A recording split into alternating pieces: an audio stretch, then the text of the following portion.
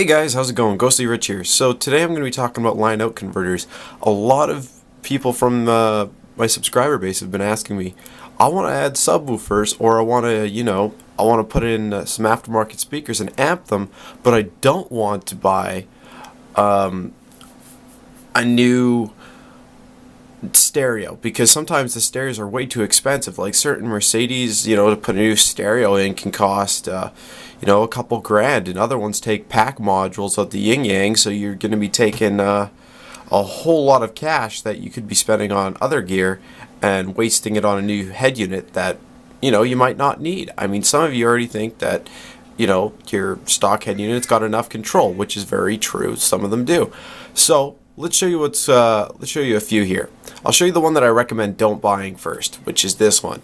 See how this Stinger one, you have your left, right here. So basically what it's going to do is it's going to take two speakers. So preferably your rear ones, because a lot of the times with some imports and domestic and everything, you're going to have speakers on the back deck. So what we need to do is look up a wiring diagram or take it to a pro, it doesn't matter, and they're going to basically tap off of your two rear speakers, the left plus and minus, and so that way they can get a signal.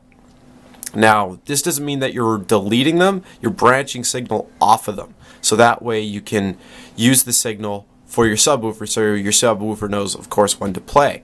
Now, if you have this one, see how it's got no real adjustment? I mean, there is a tiny bit with them, but there's not enough. I mean, you can control how much frequency with some of these. You control how much frequency it's putting out. So, you can control if you only wanted to play 80 hertz and below. But the problem is you've got to then be pumping at least 80 hertz to the rear speakers, or 40, whatever your system will allow, because otherwise you're not going to get the bass, the low notes, right?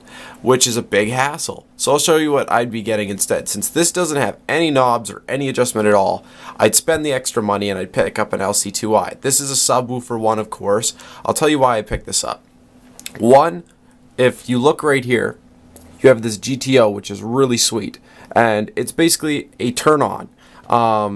You know how you need a remote wire for your amplifier to turn on? Well, what this does is, since you're going to be getting 12 volts, you're going to wire this to your amplifier, you're going to wire your ground to your amplifier, and then you take the left and right speaker wires from your speakers, rear speakers. What it's going to do is, as soon as it senses a signal from the speakers, it turns on this, which turns on your amplifier, if that makes sense. So basically what it's going to do is it turns on the amplifier as soon as it gets a signal, and then as soon as it, after a while of not getting a signal, it turns the amplifier off. Now, little things that you might not like about this, of course, is you might have to run a remote in, which is pretty easy if you have a cigarette lighter in the trunk, or if you want to run one to the trunk or wherever you're going to have your LC2i. You'll have to check your cigarette lighter, make sure it's switched, and then go off of that. Or you can get under your dash and look for a ignition wire, and you could just go off of that, or just something like that. And then, of course, after you wire all that, this goes to your subwoofer. And then if you want to add one set of your speakers, you can always go to one set of speakers here and one to the bass output. That's one way of going about it.